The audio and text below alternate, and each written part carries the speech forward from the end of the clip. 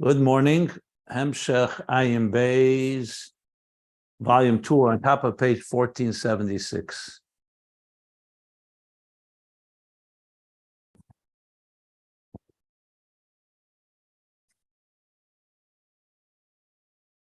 So, what we've established is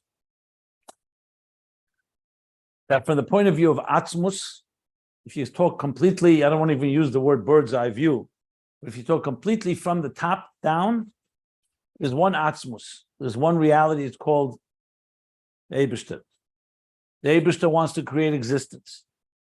To do so and to implement it, he emanates from himself. Oyer. What does that mean? Basically, divine expression. It becomes a mitzias nimtza, an existential reality. Prior to that, or higher than that, if you wish, is built in mitzias nimtza, something completely beyond us. There'd be no room. There's no possibility of anything. Not just because there's an oyer. There's not even oyer. Then this oyer itself, initially, is a state of complete seamless divine consciousness. But there's a second oyer within it, or to say a second oyer that God chose as well, and that's the oyer that's going to ultimately be transmitted to create the existence and relate to existence. And both are necessary. The Tzimtzum's role is to separate. It's also a power of Hashem, to separate and discern between the two, which of course is critical to be able to create existence like we have right now. Without saying as much yet, ultimately this is coming to teach us what yichud is. So yichud tata is the yichud of the divine energy within existence, understanding that it's coming from it's all connected to Hashem, but it's bitl hayesh. Yichud Elah is the first level of divine consciousness, where there's nothing but godliness, and there's actually, but it's still a manifestation. And then there's Atzmus, where both of them are actually like one, das Elyon and das Tachten, Kel Deus Havaya. That's the picture, and obviously through our Aveda, which he hasn't yet addressed, and we will talk about it.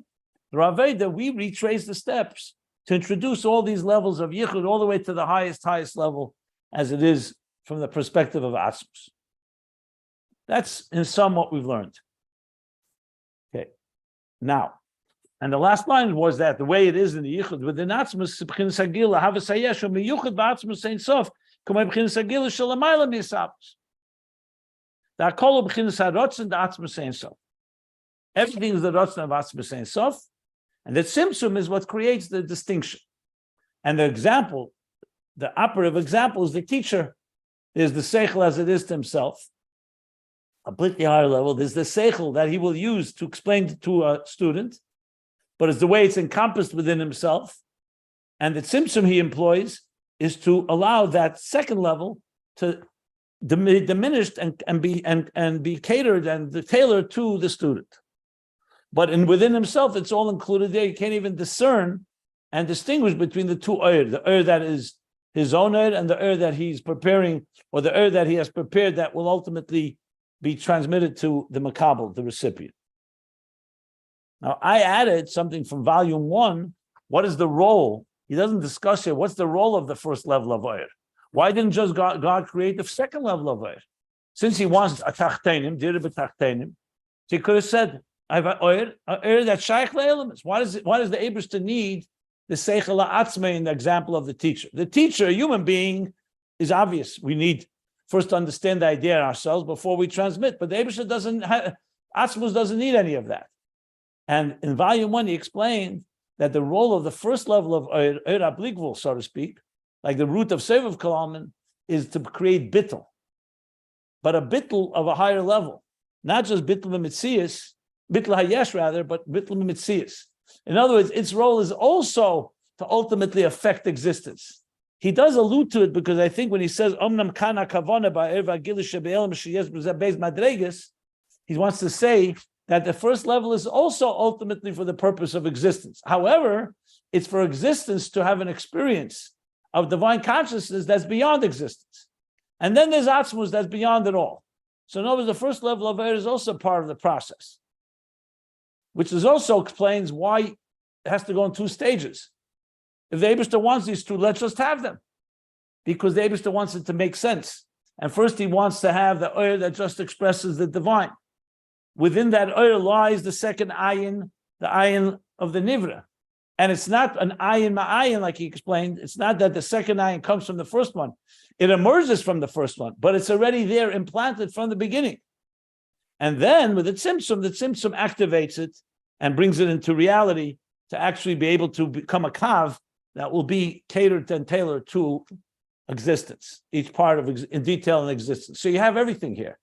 You have an that creates existence. You have an and that too is iyu v'garmu echad, like we learned. One, God uses that. It's like one with God's divine energy. You have that's higher than Elam is, but it's a level of so that means it exists in Mitzias Nimtza. You have the reality of absolute divine consciousness without anything, and everything's bottled completely there. And then you have Atzmus that's beyond both of them and unites them all, because obviously they are all come from one source and are all connected on that level.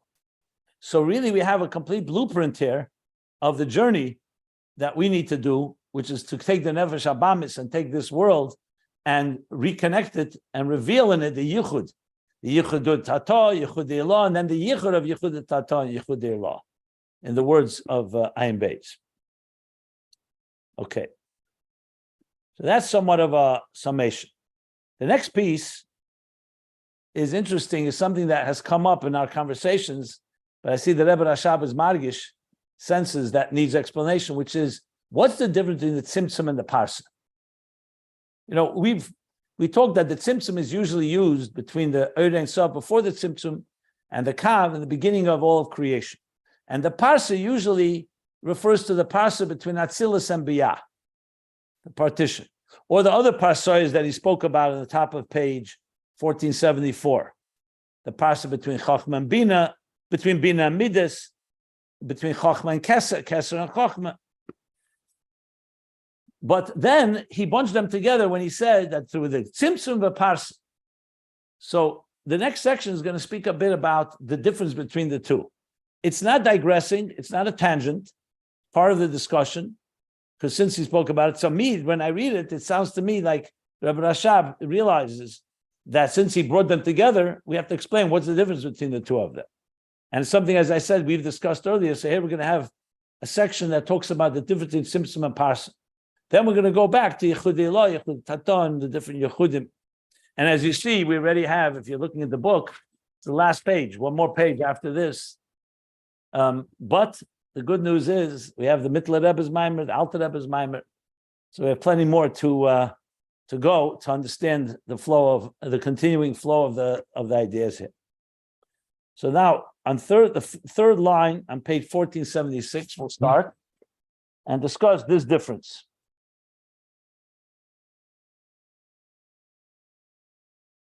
Okay. And the pages can be found at ayinbeis.com. The Yeshlemer, he says, that separates and divides between the two, between which two? These two tracks of the Eir that's higher than existence and the Eir that is Shaykh al-Elms. The Yeshlemer, I want to say one more thing, if I may. I'm sorry, I wanted to add one more thing. It's important also to keep in mind, to make sense of this, that what you see here is also different vantage points, different perspectives. You know, like I always point out, someone asks you, what does the horizon look like? The answer is, it depends where you're standing. If you're in a pit, in a valley, it's going to look like one thing. If you're on a plateau, you have a different answer. If you're 10 feet up on a mountain, a third answer. If you're 1,000 feet on the mountain, a fourth answer. And if you're at the peak of the mountain of Mount Everest, a fourth answer, a fifth answer. And if you're in outer space, as we now have the images and the astronauts that went to outer space, it's a whole nother look. How they see the Earth, and so on. Telescopes. In other words, all the answers are true. It all depends on your vantage point. What's your perspective? Where you're looking, through which eyes, which lens. In many ways, you could also say that this is giving us this same idea. If you really break it down, we have the vantage point, our vantage point. We'll call it from the valley. We're down on earth. We look up, there's a big sky, there's a big universe. But going beyond that, we raise our eyes and we see who created all of this, and we try to understand the creator through the eyes of the creation. And that too has obviously infinite amount of perspectives. Where you stand in your life, how busy you are with your own self, how much you're focusing, how much bittul you have. And obviously every one of us has our own, and within ourselves there's different states of being, how you are Yom Kippur, how you are Rosh Hashanah, how you are on a regular weekday. Okay. Then there's the perspective that once you come to a state of understanding, that the production is recognizing the hand of the producer in it, meaning the hand of the creator, the artist within the art. So that's a perspective now that is another level of perspective. Then there's levels, perspectives, I'm still talking all mamata lamayla, that we're seeing it from that, through our eyes, we're seeing Yechud Tata. From our eyes, we're seeing Yechud Elah. Then the whole thing, and then from our eyes, we see the chibur of both of them, how it is from us. But it's all our perspective. There's ultimately, which is like the student's perspective, how he's understanding what his teacher is teaching him. But then there comes a point where we begin to put ourselves in the shoes of the creator, of the mashpia. And how does he see it? He sees it from the top down. And he sees all these levels as well. He sees the elokus within existence, the elokus beyond existence, and to the highest level beyond, all the way to Atzmus. So we're really learning, Chassidus is teaching us, all these perspectives are necessary, all depending where you are. The ultimate goal, obviously, would be that we can join our perspective with God's perspective.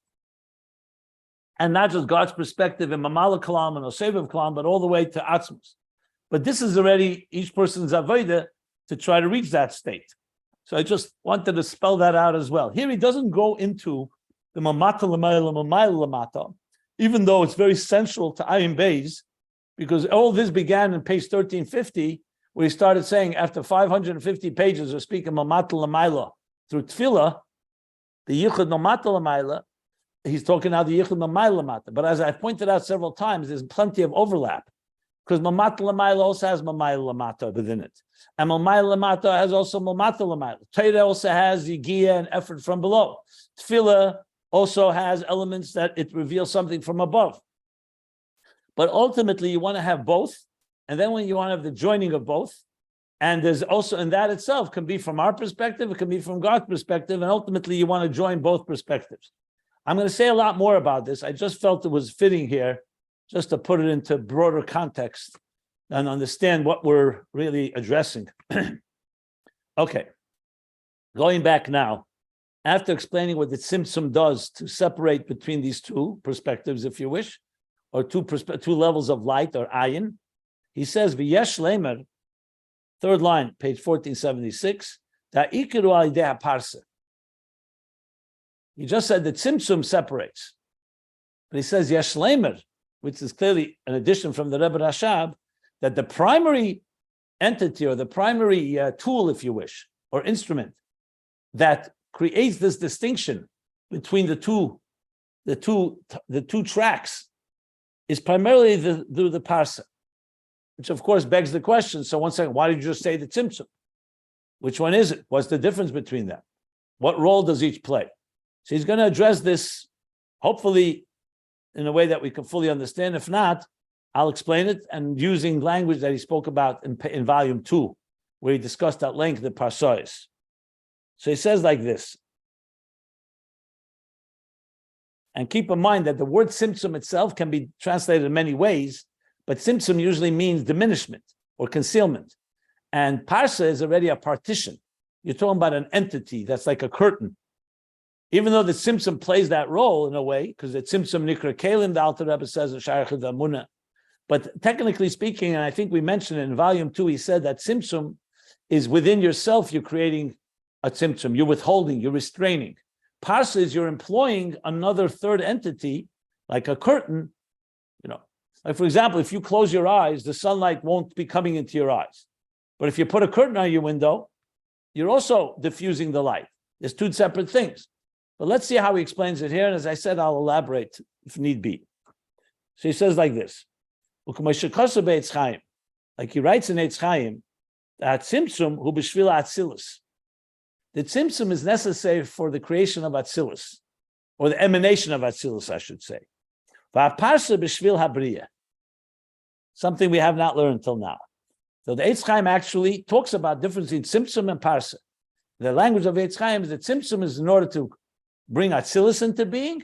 Remember, Atzilus is also a structure of Sfiris, Chochma, Bina, Iyu v'chayu echad, Iyu v'gamu echad. It's united with godliness, but it's a structured existence.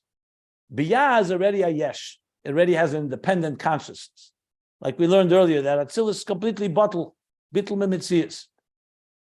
So the Eitz Chaim is from the Arizal, Rab Chaim Vital, the writing down of the Arizal's teachings, that the Tzimtzum is b'shvil Atzilus and the Parsa is b'shvil Habriya. So that's an interesting distinction. V'hainu, this means the L'tzedech Chisavas HaYesh, that in order to create the Yesh, Shazein Briya, that's Briya, Kneda, Huaidea Parsa. There you need a Parsa to create an actual Yesh, suggesting that Tzimtzum is not enough. We'll see how he explains it, but let's first read what he says. Based on what we said earlier, what does the Tzimtzum do? Going back to the example, that in the teacher's mind is separating between the Oyer, the idea as he understands it with the full brilliance, and the Oyer as he will transmit it to the student. Like I said, like the difference between Machshava Sheba Machshava and Dibur Sheba Machshava. So Machshava Sheba Machshava is how you understand it for yourself.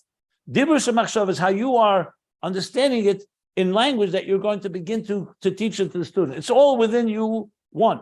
But then there's a tzimtzum that distinguishes between. But this is all that there should be nikr, shenikr v'nivla b'fnei atzmei. But you don't have a yesh yet.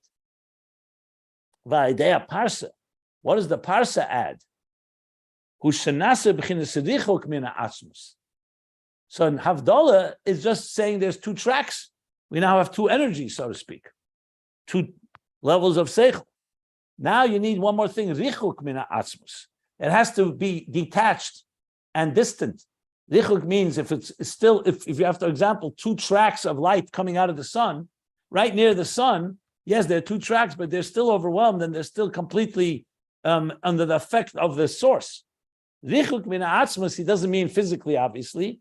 He means a paradigm shift, another level of distancing, on a qualitative level. You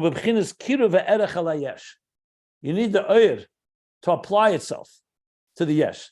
To go back to the example, the teacher, in his own mind, sitting privately, he has now prepared himself, the tzimtzum, to have a seichel that he's going to convey to the student. But he hasn't yet applied himself to the student. He hasn't come to the student. He hasn't engaged with him yet. There's another step for him to engage and actually relate to the student. And then the oyer that he separated within himself will now enter into the consciousness of the student.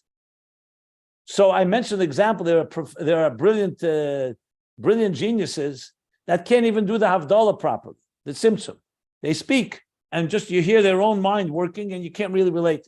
But there could be a teacher who does have a very clear distinction between how he understands the idea and conveying it. But he doesn't, let's say, apply himself as much. You know, you have a teacher who, whatever reason, let's say in a classroom, he has several students, and if it's a student that's a little weaker, they sometimes get lost in the process because the teacher hasn't really come down to his level. So though the teacher has already separated the two levels of oyer, there's another step that's necessary where kiruv el hayesh, or richuk min ha'etzem. And I remember I had a teacher. He was a very good teacher, but only for the best students in the class. The weaker students got lost. I'm not saying that's exactly what he's saying here. I'm just giving an example. So in other words, you could have a teacher who's already conveying well, but only to a certain level, because he has not engaged or has not applied himself or tailored it to different levels. So what he's adding here is that Parsa is adding to the Tzimtzum that so-called that engagement, if you wish, applying yourself relating to the makabel more, the yesh, being more sensitive. I'm all in an example. In Ruchnius here, it's talking about an oir that is now, yes, separated, the tzedekah elements, but it still can be above them. And then comes the parsa that quotes the richuk mina atzmos and kiruv erech el hayesh. That's So why how he there's explains many the difference. parsas. One sec. That's how he explains the difference between Tzimtzum and Parsa. Now, there are other places, there are many ways this can be explained, but this is what he says here. And I'll stop here if anybody wants to ask anything before we read on. Is that why there are many parsas and one Tzimtzum, basically, each different mind, each different student? The point is there are also many Tzimtzumim. If there's one Tzimtzum Harishan, but there are many Tzimtzumim too. I think this means in every world, you need to have Tzimtzum and Parsa. Tzimtzum is more the mashpia's effort of allowing space for a student within him, so to speak. And Parsa, what he's saying is he's employing another tool to engage with the makabel, with the student. Okay, so in effect, he diminishes himself, and then he tailors it for the student over and over. I mean, that's my example. That he doesn't say this example right here. I'm using this example based on the example he used earlier. There could be other examples, but that example would work. It works well with that example. And I'll tell you the truth, any creator, since an artist, an author, a business plan writer, I would believe would be able, you could find these different stages of moving away from how you got the idea within you and ultimately being able to build something. Like I've mentioned a number of times, for example, between Chachma and Bina. There are people who are great conceivers of ideas. They're brilliant. They come up with great ideas. But ask them to flesh it out and make a practical plan and a timeline and so on. They're usually not good at that. They're vision people. Then there are people who are brilliant. They will not be able to come up with an idea, but give them an idea and they can flesh it out and they'll break it down, what the resources you need, how many people, how long it's going to take, so you see there's the different ways of when you build something, you want to have both. You want to be able to lay out the structure of it, but then you have to also implement that structure. I'm just giving all examples. Chachma and Bina is yet another example, where Chachma would be more like the Tzimtzum and Bina would be more like the Parsa. Don't hold me on that, Moshel. I don't know if it says anywhere such a thing, so maybe wrong technically, but I'm just trying to give an example of these two stages in this context. And within itself is probably hundreds and hundreds. Look, if you think about it, this is a brilliant, essentially playbook and blueprint for how you process. Like if I was to give a course on communication, I would use this and say, when you communicate, you need to do both. Remember, you could then ask, why do we need a Tzimtzum? Why not just have a Parsa? And I think the answer is obvious. You first need the Tzimtzum, and then comes the Parsa to bring it down even further. But he's being bekitzer here. Remember, there's just a few lines. We'll love to have more elaboration. I would like to read what he says, and then we'll see how far we can elaborate. And also, if there's other places in Chassidus. Remember, the Rebbe Rashab did use the word v'yesh lemer. Now, I don't know if the yesh lemer is explaining the difference between the Parsa and the Tzimtzum. The yesh lemer could just be that the ikir of what he's discussing is through the Parsa, not just the Tzimtzum. But all this is part of what we need to learn and understand. Are there any other questions on this, what we've learned just now? I have a question, but fundamentally speaking, isn't it that Tzimtzum is more like a flow of energy from top down and kind of diminishing, but Parsa has a quality that you could also go up rather than just coming down? Is that a fair statement? Maybe, but he doesn't say it. Again, you're processing, I'm learning, I'm absorbing. He doesn't make any mention of that. So is it possible? It's possible. I'd have to look deeper into it and go back to what we learned in volume 2 about the Parsois. I tend to say that even though there may be some element of that, but you have to say that Tzimtzum isn't a one-way street either. It's not like once you go, because remember, a big part of Ayin Beis is that we can get back pre-Tzimtzum. There's no Parsa there. That you can get back not just to pre-Parsa, but also pre-Tzimtzum. So that would suggest that the Tzimtzum also has a two-way street, so to speak.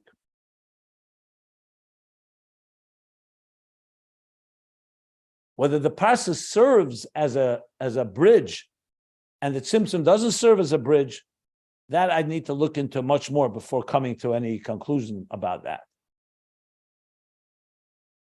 I mean, that's my response at this point. Let's see. We'll have to look a little more into that. Thank you. We haven't finished. He's going to speak more about the Parsa and the Tzimtzum now. So it's not over yet. Let's see what he says now. Any other thing about what we learned just till now? Then, okay. So next line. V'hagam. Now he qualifies. V'hagam de b'teireh dibra maskel pasach Eliyahu. So now this is the mimer he's already quoted quite a few times. This is the mimer Vayera in Torah. Sometimes he calls it pasach Eliyahu. Sometimes he calls it what did he call it earlier? Erdana. It's all connected if you look in Torah. So it's on the pasuk Erdana and Parsha Vayera where God says, "Let us descend and see the cries that are coming from Sudan," which is a very fundamental mimer, pasuk for that matter, that addresses why does God have to descend? Does he not see it from above? So there you see the concept of Atzilus and the descent. So he talks about the difference between the Tzimtzum and the Parsa, and the Rebbe Rashab is now going to address that. So he says, though that in Torah Dibra Masel Pasach Eliyahu Muvur, there he explains that Tzimtzum b'chinas Sisalmus, that the Tzimtzum is a state of concealment. Yesum b'chinas Parsa. I didn't read it right. Sorry. The Tzimtzum b'chinas Sisalmus Yesum b'chinas Parsa. That the Tzimtzum is a greater concealment than the Parsa, which I'm not going to say contradicts, but doesn't sound like consistent with what he just said, right? What he said before sounds like the Parsa is deeper. The Tzimtzum is within the Mashpia. He separates between the two. The Parsa is Richuk Mina Atzmus and Kiruv Elayesh. So that sounds like a deeper concealment. So though the Torah he explains that the Tzimtzum is a deeper concealment, is a greater concealment than the Parsa. Hainu, what does that mean? That Tzimtzum b'chinas siluk, ha'er l'mayla. The Tzimtzum is the removal of the light, the receding, the recession, the light receding l'mayla. Siluk means when something is removed, even though it's not kipshute, meaning it's not a literal removal, but it means a very profound receding of the earth to allow room for existence for the student. Uparsu sha'er mislabish ba parsa misalim boy. Loy b'chinas siluk. That's how he explains in Torah. And the Parsa is not so extreme. Because in the Parsa, you have already, the earth has been receded, like the water has receded and allowed space for existence. The cholol amokampone, the space. Or an example, the water recedes and now there's land. The Parsa is now, the next step comes the Parsa. And what does that do? The Parsa does not create a recession of the earth. That already happened. The Parsa takes the earth. The air goes through this curtain or partition, and gets further concealed. When, for example, just to use an example, is sunlight. Sunlight is very bright. So you can have the sun itself. I'm not saying there's an example for it, maybe an eclipse of the sun or something, but the sun itself can so-called recede and conceal, like let's say Shemesh U'Mogen, the sheath or the casing in which the sun is. A curtain on the window doesn't do that. A curtain does not weaken in the source the light, doesn't cause the light to recede. It takes the light and diffuses it, that now through the curtain, it's not quite with the intensity that outside of the curtain. But it's a weaker isalmus than the Tzimtzum, which seems to be different or even contradictory to what he said before. That's the Hagam. He's obviously going to answer this and explain it. So Torah the Tzimtzum is a deeper concealment than the Parsa. Here he said that the Tzimtzum creates Havdalah, but doesn't create the distance. And the Parsa creates the Richuk Mina Atzmus and Kiruv Erech Elayesh. So that's again, he doesn't ask it as Hagam is a qualification, not so much as a question, but it still needs to be explained. So the Rebbe Rashab explains, how do you reconcile this? M'kol mokim, the Rebbe Rashab says, and nevertheless, be'inyan ha'hefsik, acharam shachas ha'er, when you're talking about after the was transmitted, the hefsik, the pause or the interruption that's caused, hagam she'enei, I'm sorry, hine b'chinas ha'parsa hu hefsik yoser harba. Okay. So, in other words, the Torah is accurate. If you're talking about purely the power of the light before the Tzimtzum and the light after the Tzimtzum, it's a siluk. It's a complete concealment, a real paradigm shift. The siluk. And the Parsa is taking the light after the Tzimtzum, diffusing it further. And in that sense, it's not so concealed. But if you talk about the hefsik, once you came to the Oyer after the Tzimtzum, there's something the Parsa has that's more powerful than the Tzimtzum. And that is, I use again the language, the inyan hefsik, hapasu hefsik yoser harba. He didn't explain yet, but he's saying in the hefsik there's a pause, an interruption that's more than the Tzimtzum. Shahare, he's going to explain now why and what that means exactly. Shari hagili shayideh Tzimtzum, because the revelation that comes through the Tzimtzum, and meaning the comparison between post-Tzimtzum consciousness or light or energy and pre-Tzimtzum consciousness, hagam she'ena mamish muhusa er akedem, even though it's clearly not mamish, the personality of the light the way it was before the Tzimtzum, that's why the Tzimtzum is so effective. Harihu mukol mokim negei v'davuk be'erein sof. Shalifnei at-Tzimtzum. Nevertheless, the kav, even though it came after a pause, and there was a hefsik, so to speak, but nevertheless, afterwards, it still touches and attached to the Ein Sof before the Tzimtzum. And therefore, it's a gili min etzem, meaning a gili from the etzem as it is before the Tzimtzum. So the Tzimtzum itself is a very powerful one, but the that comes afterwards is also quite powerful because it's still connected.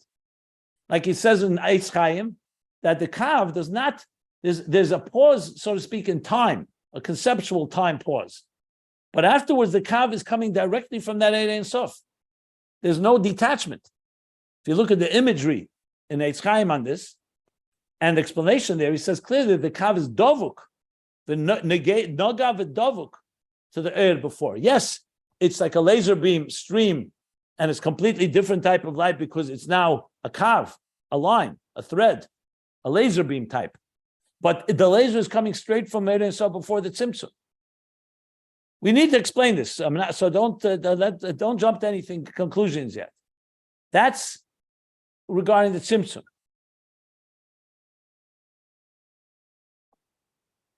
Idea Parsa, but the Parsa, the curtain, the partition, Nasa Avdola Ki'ilu Eina Mahus Erarishan Klal. It creates a separation as if Ki'ilu, as if it doesn't have anything in common, as if it's a different person. It's Mahus Erarishan Klal. It doesn't. It's not like the personality. The personality of the light has changed. Now, I will explain. Well, I still want to see the Rebbe Rashab's words, and then I shall explain it. That's what the Parsa does that the Tzimtzum doesn't do. So it's interesting paradox. On one hand, the quantum leap of Tzimtzum is deeper because, like he said, it's siluk. It needs to become. You have to shut down and silence the oil before the Tzimtzum because as long as it remains intact, it would not leave room for anything. That's what the Eitz Chaim says. Lo yemokim nesidus mokim le'elam is klal. The Parsa does not have that power. But on the other hand, and once you have the light that's diminished, the Parsa does something that Tzimtzum doesn't do. It changes the Mehusa Oir. Whereas the Tzimtzum, so to speak, gave the leap. And the Parsa is creating the Ki'ilu. It's a different Mehusa Oir Arishan Klal. As I said, let's finish reading and then we'll go back to the example of the teacher and student and see how we can understand it from that example. And that's why it's capable of being a source to the yesh. So in other words, go back to the example of the teacher.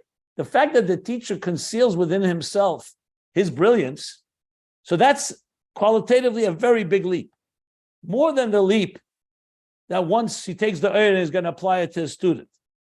But still, it's still an oyer that's within himself. Like we learned earlier, it's still all within the teacher. It's still all within his being.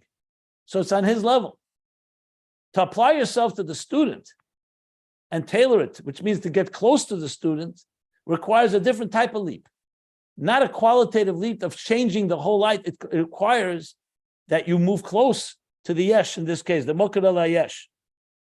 And that's what he's saying is the Hemshech Ayin Beis. Whereas the first one still retains the personality of the teacher.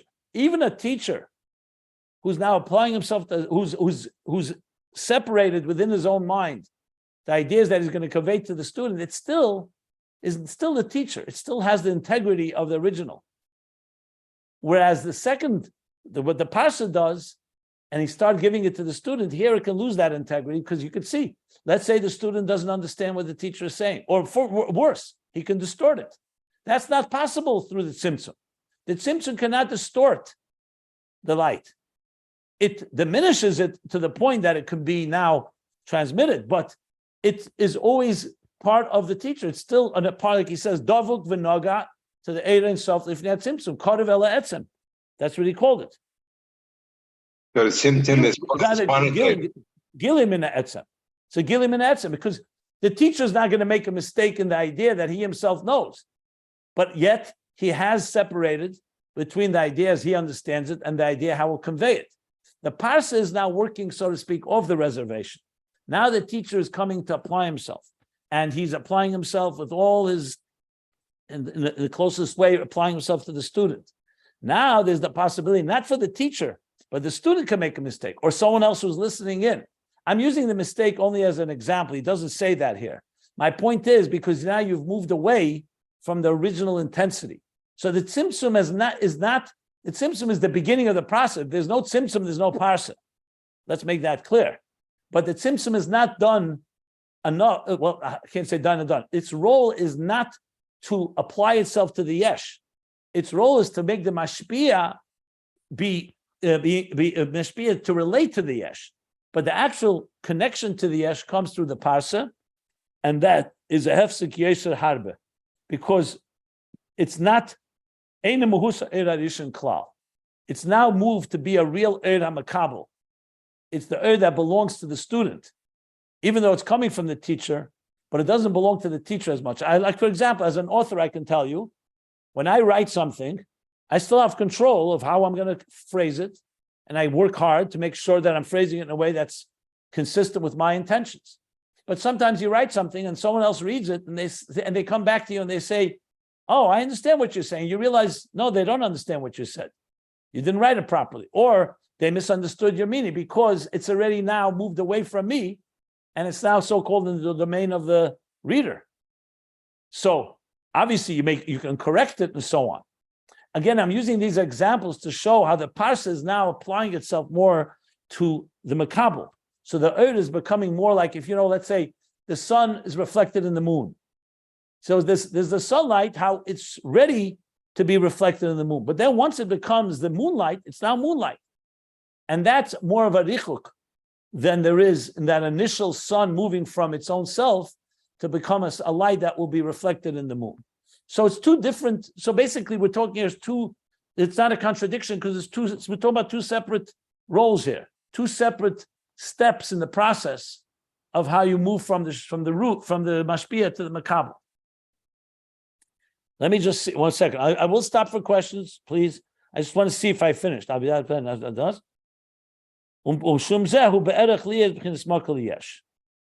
Yeah. I'm going to stop here. Any questions? I'll try to elaborate more if need be. Pretty fascinating. Very interesting. Is more quantitative, and the parsa is more qualitative.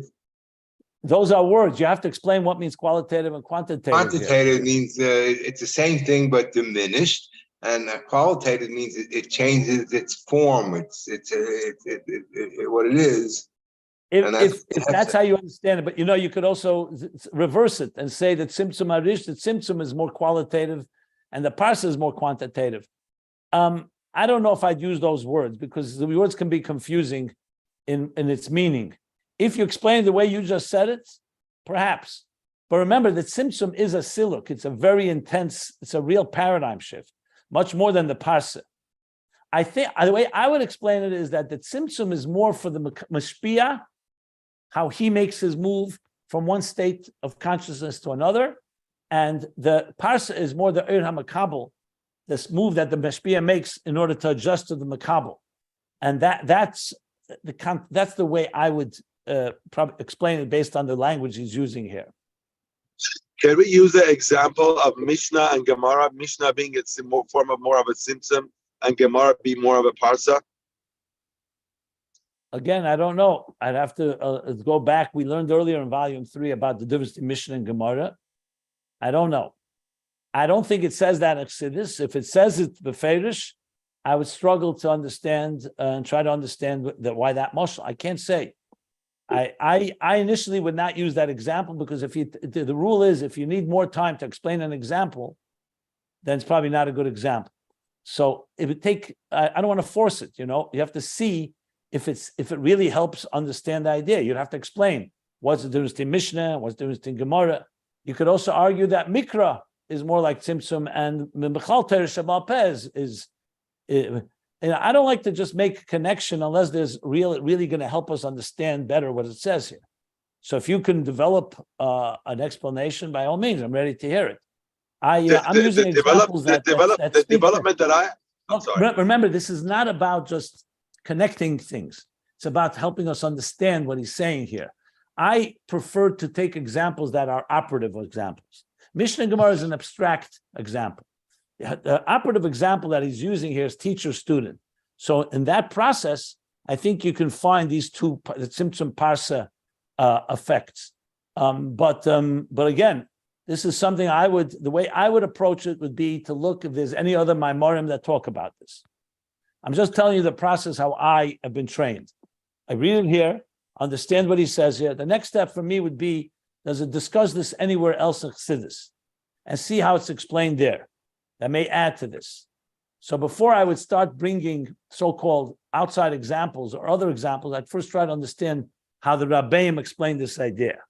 If there's no other Maimorim that explain the difference between Parsa and Tzimtzum, and I'm not sure, because right now I don't remember something offhand, then if it needs more explanation, I frankly think that I think I do understand it. I'm being honest. Sometimes I say I don't. Can it use more explanation? Great. If that's why I want to hear from you. Are you getting this distinction? Does it need more explanation or not? Personally, I feel with the example of teacher-student, it works quite well. But let's hear from everybody else. Anybody wants to ask anything?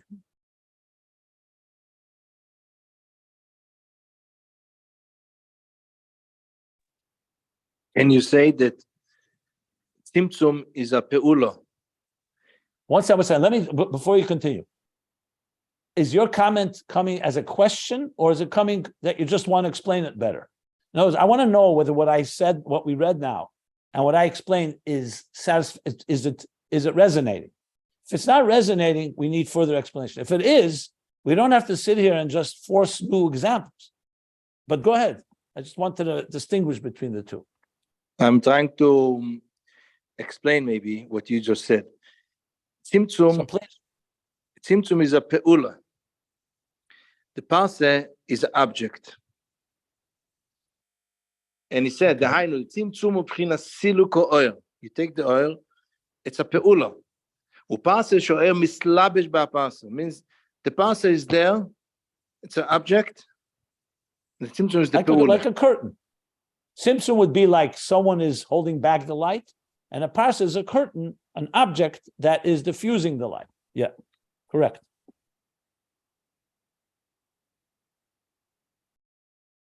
Yeah. Is that all you wanted to say? Yeah. Okay. Well, look, let me say this. In volume 1, I should say, it talks about the gal. Ad ha gal hazeh. Eid ha gal hazeh, sorry. Eid ha gal hazeh. The gal between the mound, between Lavan and Yaakov, when they separated ways, said, Eid ha gal hazeh, this mound will be witness to our boundary. So he explains there the gal is the parsa. And he explains that the parsa is like a moshel, an example that a teacher uses to explain an idea to a student. So that's a dover zor, like you just said. It's an object. If you explain an idea to a student without using examples, you're diminishing the light. You're making it clear for the student. But as soon as you use a third party, so to speak, an example is because you realize the student is not going to get it just by diminishing, just by so-called limiting. You need another entity to help diffuse it further. That's what he says there, which is consistent with what he's saying here. Even though he doesn't say this befedish about a moshel and a moshel zor, he actually speaks there between a moshel and a chida, a riddle. A moshel is a parsa, and then he speaks about two levels in a parsa. One is like a riddle. A riddle obviously makes it even more distant from the source. So point being that, just I'm commenting on what you just said, that it definitely can help understand Hemshech Ayin Beis. But the fact that he doesn't mention it here tells me, because the key thing he wants to focus is that Tzimtzum is Negeya v'Davuk. It still retains very much the Oyer before the Tzimtzum, not the intensity of the Oyer, obviously. But there's something, it's like a way, it's like the student that's still in the presence of his teacher. And the Parsa is the student already moving, where the teacher's moving away. It's like going into the Rebbe in Yechidus and you're receiving from him, or the Rebbe coming to you in your place and being mashpia, which is already not so much in his domain. You're already moved into the world of Bria, into Yesh. Yes, you do have the mashpia, and he's applying himself like he says, but it's already a richuk mina etzem mokar liyesh. That's the key thing. It's the difference in the king in his palace relating to his subjects, or the king, let's say, outside of the palace relating. I mean, that's the way it seems. That's I think that's all he's going to say. Then he's going to go back now to the original topic. So, if there are any other questions, please. Yeah. Yes. So these two shifts from Tzimtzum and Parsa. So the second one, you mentioned that it gives room, so to speak. The Parsa gives room for the makabel to so to speak, make a mistake. It would seem to me that the Parsa, be using what you just said now about the mashal, that illuminates it for me better. That the mashal is no longer the actual light itself. You've moved into, which we say, right? Don't we say that Olam Hazeh Gashmi is only a mashal for Lamaila, what's going on Baruchnis? But my question to you here is, I'm having trouble understanding, is this greater shift in the parsas than the Tzimtzum? The Tzimtzum is a stronger thing, a greater shift, but then the parsa is, I think, the mahus acher, right? It changes it mahus. That? It seems to me that that does not depend on the makabel itself. It's within the mashpia, within the teacher, bringing a new example, an example to his original light, bringing a new light, which is the new example, and the concealment is in that light, regardless of whether the mashpia, the makabel understands that new mashal, that new light properly or not. Well, the reason I said about mistake, I wanted to give an example of an implication. What nafkamina is there? Like, what would happen after a parsa that would not happen after the tzimtzum? So that's why I was saying, when you give a moshel, for example, to a student, the moshel on one hand is going to help him understand it better. But remember, a moshel could also cause him to make a big mistake, because he may analyze the moshel, and the moshel is not exactly like the nimshel. That's why it's a good moshel. A moshel is something outside. And this happens many times in this class. I give a moshel, and then you ask me questions on my moshel, and I realize that the moshel is not exactly, and we have to qualify. Because the fact that the moshel makes it easier for the student means you've moved away from the original idea. So the positive side is it's more into the kalim, integrated for the student because he has a good moshel. The downside is that if he stays with the mashal, he can sometimes lose sight of some of the integrity of the nimshal. So he has to go back to his teacher to have a reality check to make sure we haven't moved away too far. So I gave that as an example to explain how the parsa on one hand brings it closer to the yesh, but also in that sense can also at least doesn't have the same level of integrity like the oir that comes after the tzimtzum in connection in relation to the oir before the tzimtzum. But That's good. But yeah, if I recall correctly, and I want to look it up in Torah Ur that he cites here, I think he also talks about the idea that the parsa has something that Tzimtzum doesn't have. So I'm wondering whether I want to look it up in Torah Ur. I'm almost sure he talks about what the parsa adds to the Tzimtzum. So it's probably good to look it up. I'll look it up and I'll give you my my findings after the next class. But this shift, if it's to me, it seems like when we learn Panemius Torah and we relate it to the physical world, what's going on? You know, you take the parsha and then you say, what's really happening? Well, Chesed and Gevurah is meeting here, and that's that. You know, you're talking about Sfirot and different higher levels of abstraction, so to speak, from the physical world. That translation, that shift from looking at the physical world and seeing how it's united and plays out, so to speak, what's really going on in Panemius, that shift allows for that's a greater distance from, I can understand that. That's a much greater difference than the Tzimtzum Rishon, which is just a shift in the spiritual Panemius world rather than relating it to the physical world down here. Yeah, let me put it to you this way. In the context of Ayin Beis and the Mittler Rebbe's Maimer and all that we're learning, let me say this. When the Eibishter applies himself and says Yehi Oir and Yehi Rakia, you know, Dvar Hashem, Malchus, goes through a parsa and creates the world that we know, ultimately. A world of Doimim, Tzemeach, Chaim, Medaber, the mineral world, the vegetable world, the world of vegetation, the world of the animal world, humans.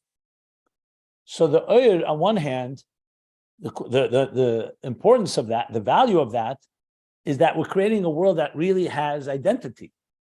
It's not like just rays of light, of divine light. It's not a optical illusion, you know, it's a real entity. It's a real identity and a real structure. What is missing is that it does not have necessarily, even if it gets to Bit Layesh, the Nefesh Habamis, Bit Layesh, it's still on the terms of creation. It doesn't have the pure integrity of Oir, what exactly that's purely divine and pristine. So its Maila is also its downside. That's why it says in Chassidus, to have true Yehuda Tata, you also need Yehuda Elah. Because you really don't have Bittul Mimitzias. But on the other hand, you wouldn't have a Yesh if you had Bittul Mimitzias. So my point is, the Parsa adds the element that really allows to have a full integrative experience where the Kus is literally going bislapshus into each Nivra. The Tzimtzum prepares the Oir to go into that state, but it's still Oir, essentially. Not the Tzimtzum itself, the Kav that comes after the Tzimtzum. Whereas the light that's now in Bria, that comes after the Parsa, is really focusing on the Kalim Mamish, and therefore it's much with slapshus like Parsa and so on. So on one hand, the value of that is because it's now much more in our terms, but what still needs to be done is understand it on God's terms. That's why you need to have the higher level as well. And I think so it goes like this. We are on this side of the Parsa. We have an air and energy that's tailored to a point that even the animal soul can relate to it. Then we start retracing the steps and climbing the ladder. And we come to understand not just the mushal, but also the nimshal, the alakus. That's on the other side of the curtain, pre-parsa. And then we continue to climb. And we now into the level of Oir that's not on our terms. It's starting to be the Oir on God's terms, but it's still after a Tzimtzum. Then we go further and we come to relate to the Oir before the Tzimtzum, which is obviously a whole different paradigm. And even then, we continue to climb, like we said, Yechudi Tata, Yechudi Lo, all the way to Etzem. So that's the real context of all of this that we're referring to. So the Parsa is critical to be able to bring it into the Yesh, the world of Yesh. Let's use the word of a mashal. The Rebbe Rashab doesn't use mashal here, either because he's relying we'd understand it on our own, or maybe it's not necessary to understand this idea here. I used it because it is used elsewhere. And I think in Torah he speaks about it as well. I think he says the expression that the Oyer after the Parsa is a Oyer shel Tulda, a Muhus Acher. I think he says that. Essentially, whereas the Oyer before the Parsa is the original light. In other words, the sunlight that reaches Earth before it goes through the Earth's atmosphere is still retaining essentially the original source. The closer you get to the sun, the more it captures and reflects the intensity of the sun. Once it comes to Earth, it's already in a place that will not burn up the world and will not overheat and overburn and eliminate and completely annihilate us, as if we were closer to the sun, God forbid. But it still needs to go through an atmosphere. It still needs to go through plenty of the ozone layer and other things to really make it be able to be a light that not only we benefit from, so of course the sunlight, but also that we can use, and it shouldn't overwhelm us, and it shouldn't burn us. It shouldn't, whether it's diffusing the radioactivity, the X-rays, the infrared, the ultraviolet, and so on. So it could be received, and so on. So, for example, if the sun is too hot, it will burn up even fields, and it will scorch and eliminate vegetation. So you have to have those proper filters, if you wish. So the Parsa is more like those filters that allow it to allow existence to benefit from it, whereas the Tzimtzum would be more the limiting of the light to be able to be prepared for us to be able to receive. I mean, I think if you think about it, you can find many good examples for it. I'm sure in technology, in engineering, where you have two different so-called stages. Probably much more than two, but at least two in how you. And I it would be great to hear from an engineer or a tech person that there's real good examples, literally, in how even how our mobile phones work, or how electricity runs into our appliances. That maybe one would be more Tzimtzum-like and one more Parsa-like. It's a good paper to write on this topic. Yeah, and like frankly, also the digestive system, even the human digestive system, how food breaks down and how we breathe air. I am sure there are many examples for this. Remember, Parsa is associated very much with the diaphragm, with the different membranes. With Tzimtzum is much more of a force that restrains. Parsa is more of as Naftali said, another entity that filters or serves as a bridge between two entities. I also want to go back to volume 2, because I think he talks about, I'm almost sure that he also talked about Parsa and Tzimtzum. If my memory serves me right. Okay. Any other? I just want to say, in any electronic device where the voice turns into electricity, that's called modulation, and then when it's plugged in, it goes from 120 volts to 5 volts, and that's a transformer. So one is qualitative; it changes the type of energy from voice energy to electric energy, and the other one just is basically to diminish it. Okay, that may work. Possible. No, I thought you asked about that. No, I'm saying I'm not familiar with details, but it's very possible that really works well.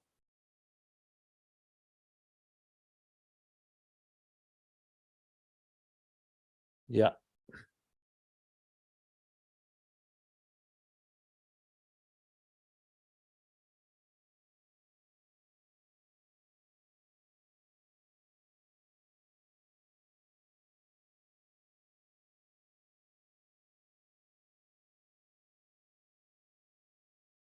Okay. So we'll stop here, middle of page 1476.